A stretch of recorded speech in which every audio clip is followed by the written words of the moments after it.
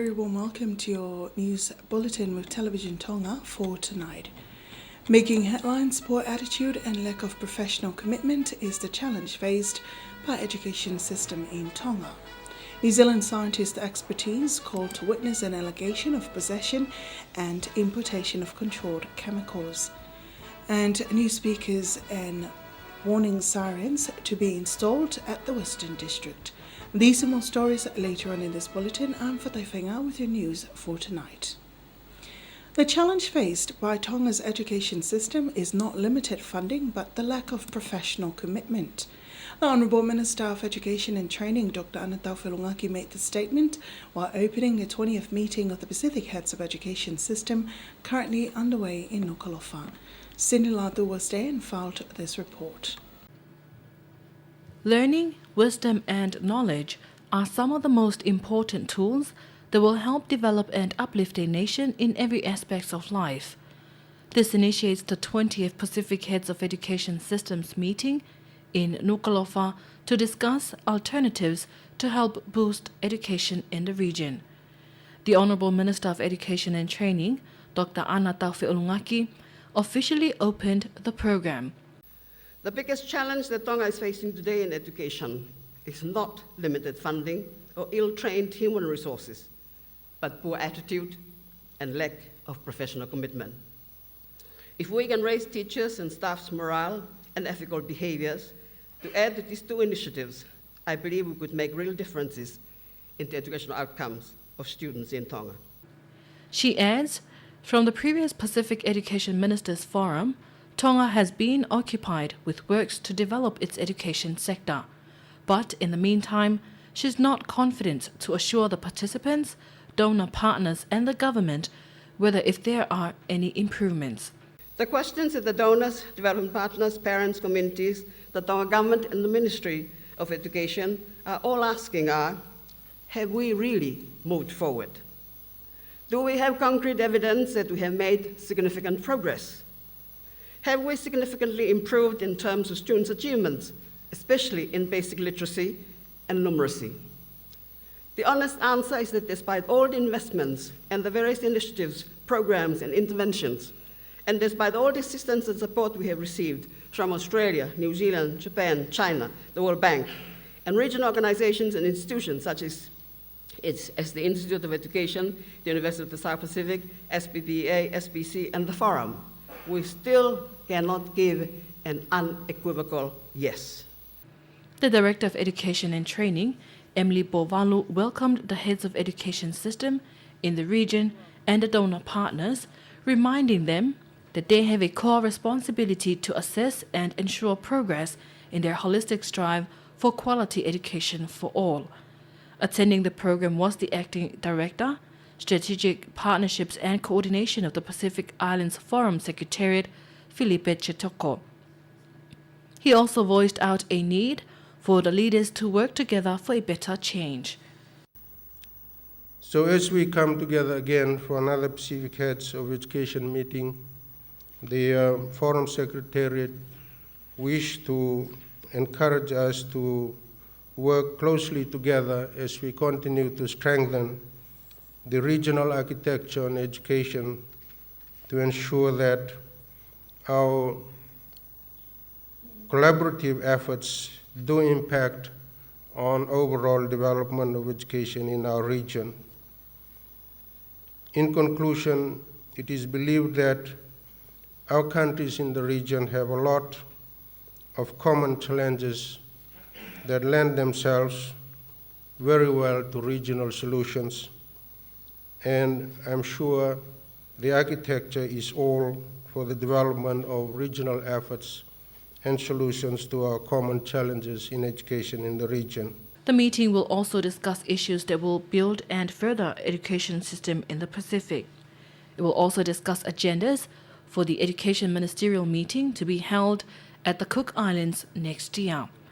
Present at the program was the Acting Prime Minister, Sami Waipulu, Chairman of the Whole Committee of the House, Sonia Fili, Foreign Diplomatic Corps, and Chief Executive Officers and Heads of Government Ministries. Education leaders from the Cook Islands, Marshall Islands, Micronesia, Nauru, Niue, Palau, Samoa, Solomon Islands, Tokelau, and Vanuatu are taking part in this two-day meeting. For Television Tonga News, I'm Sini Latu. Parliament this morning did not pass the Standing Committee on Finance and Public Accounts Report number 2 of 2013, but government will work on it, according to the Honourable Acting Prime Minister. The report was based on the Standing Committee on Finance and Public Accounts role directed by the House, aiming to work on a motion number 3 of 2013 in regards to a complaint from technical schools concerning the late payment of government's financial assistance during 2012 and current year.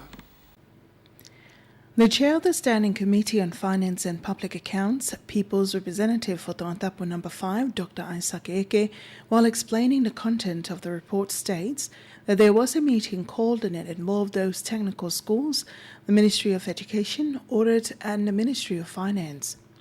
He says the meeting has enabled them to go through the course of the problem raised by the schools, and there was an indication of the two main causes of the problem. First, there was a problem with the acquittal form provided by the Ministry of Education. It needs work to be done on it. Secondly, the technical schools did not fulfill the requirement. It includes providing of their financial statements.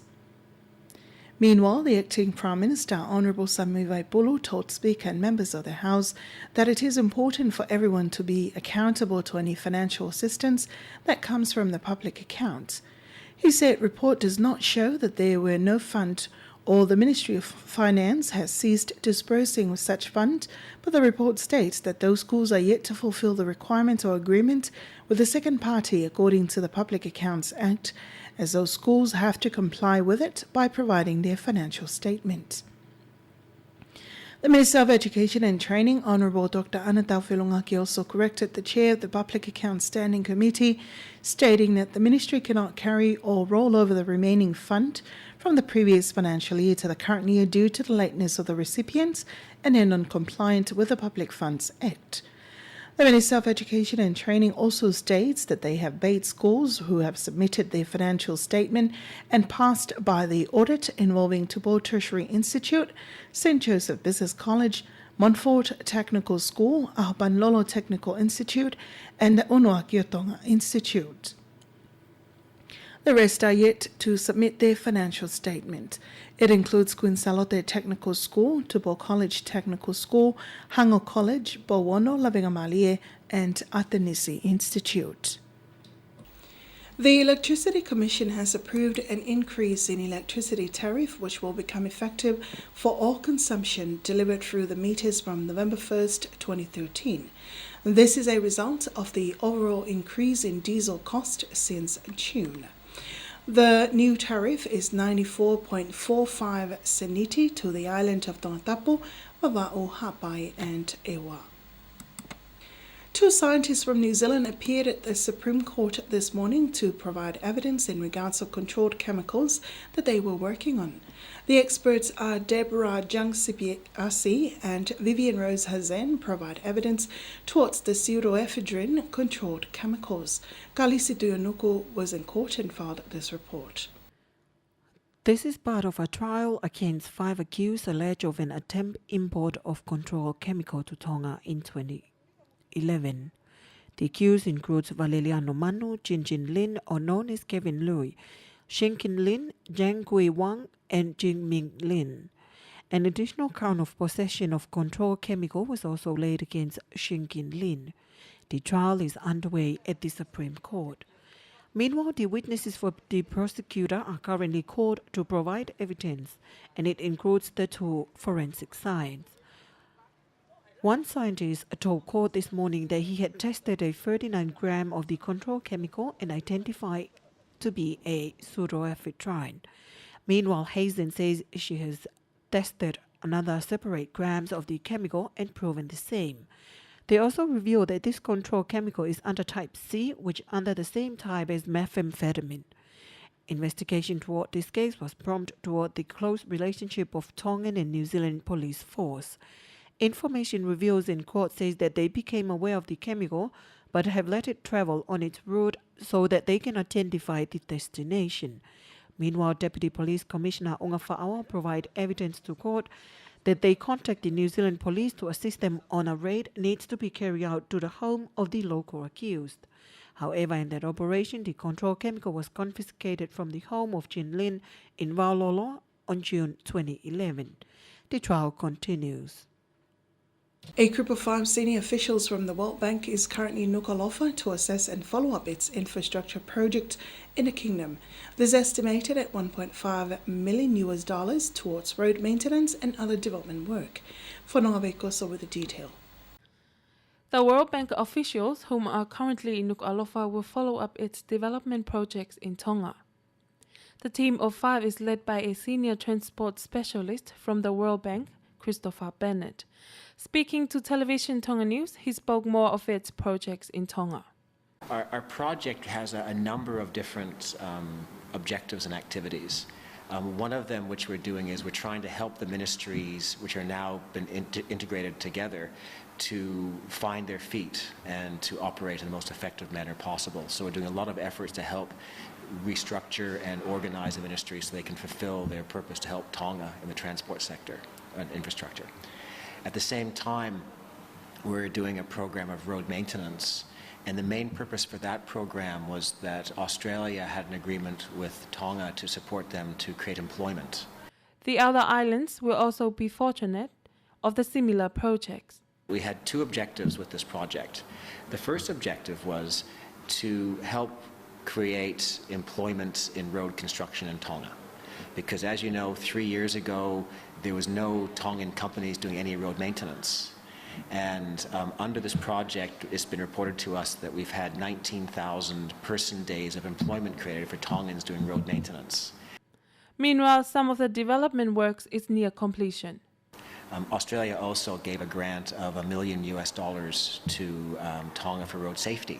And I'm sure you've seen lots of new road safety signs and paint on the roads and people doing that sort of stuff. That again has been done through our project supporting the ministry to get a good safety program in place. We're also active in the maritime sector. We've been busy installing various navigation aids like buoys and lights, and we provided a working boat for the Nuais group in the north. So we've also been doing some support in the maritime sector. And finally, in the aviation sector, you'll find in about 6 or 8 months' time a new fire station at Fuamotu Airport, as well as a new transit lounge. We've helped them with fire safety equipment. We bought a new fire tender and other activities. So we're doing things in the aviation sector, with land transport and road safety, with maritime, and also helping the government to get the ministry working in the most effective way possible. However, the Chief Executive Officer of the Ministry of Infrastructure, Rinko Fa'oliu, says the government is in full support of this project. For Television Tonga News, I am Fononga Vikoso. The Western District will soon be able to install its first ever tsunami alert sirens thanks to a donation from the Asia Pacific telecommunity.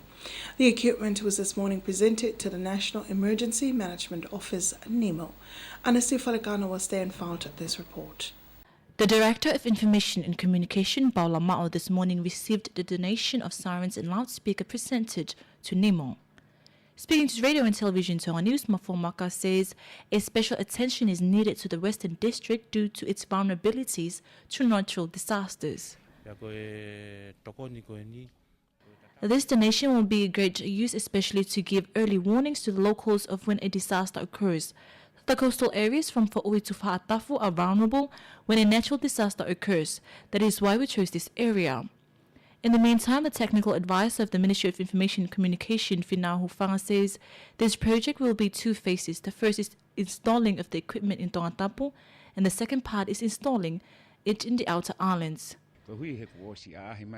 Because Tonga has already been struck by a tsunami in previous years, we are therefore looking to ways to ensure that the impacts of such hazard will never be affected our people, especially in the remote areas. The siren is worth more than $150,000. The installation of these new equipment will be on November 5th.